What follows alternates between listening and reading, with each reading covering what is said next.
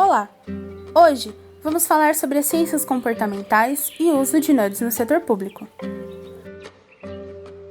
Anterior ao surgimento das ciências comportamentais, a economia baseava as decisões humanas nas teorias econômicas clássica e neoclássica, que definem a decisão humana como simples e racional.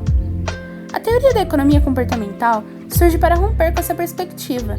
Essa nova abordagem inclui aspectos da psicologia para explicar os fatores que influenciam no processo de decisão, apresentando então uma abordagem distinta das anteriores, que leva em consideração o aspecto irracional e não intuitivo que existe no processo.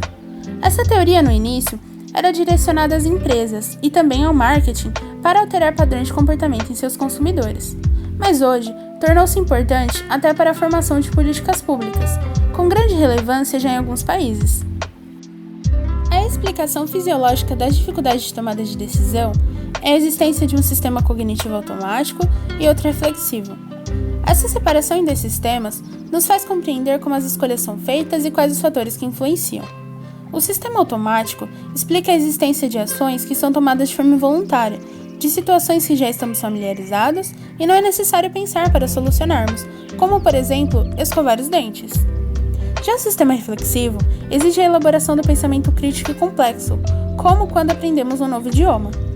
A implicação do pensamento automático ser prevalente é sempre manter um padrão de consumo ou ação que nem sempre é benéfico.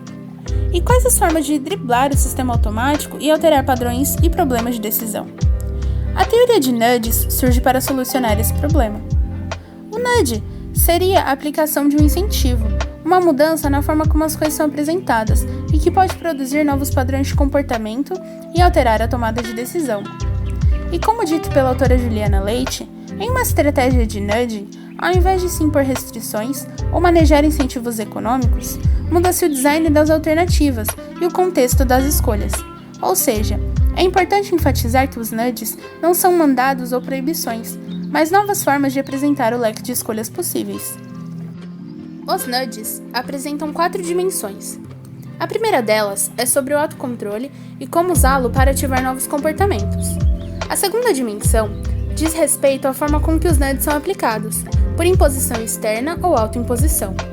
A terceira dimensão é em relação à atenção e desatenção. E a quarta, sobre o nudge produzir encorajamento ou desencorajamento no comportamento dos consumidores. As mudanças produzidas pela inserção de nudges são aplicáveis no setor público, podendo assim produzir mudanças de contexto na ação dos governos, pois é um método que necessita de poucos custos e recursos, trazendo alterações imediatas e fáceis de serem implementadas nos serviços e processos dos governos. No setor público, como já visto, o processo de inovação às vezes é dificultado por muitos fatores, e então alguns serviços ou processos continuam com muitas dificuldades, lentidão e métodos já ultrapassados. Os nudges poderiam ser soluções para alguns desses problemas.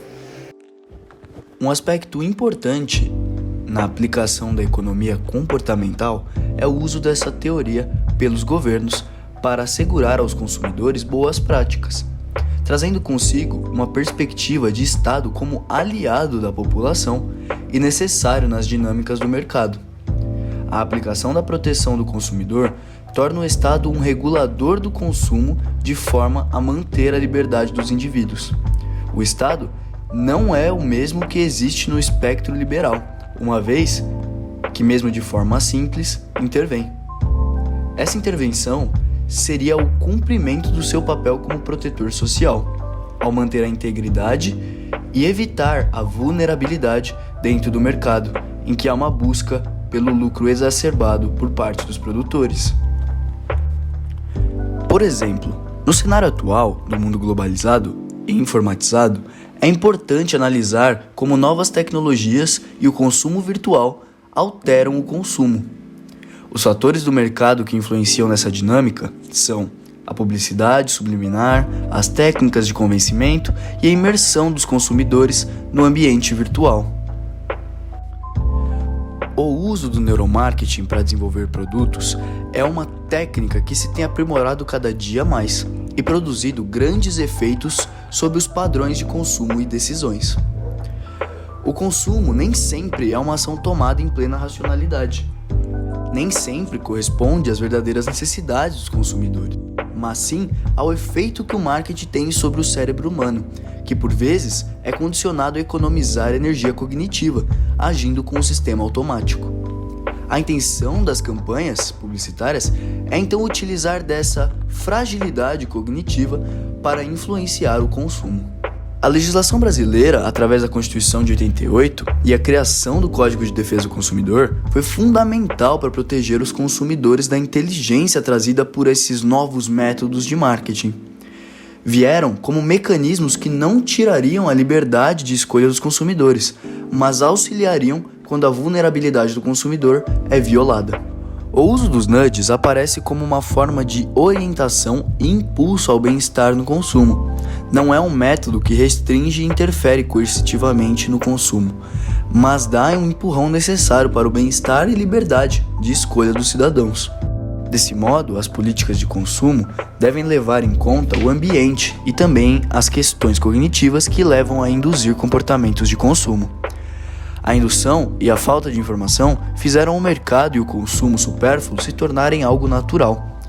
E o papel do Estado nesse processo diz respeito a regulamentar os padrões de consumo e conduzir o comportamento dos indivíduos ao consumo saudável e benéfico.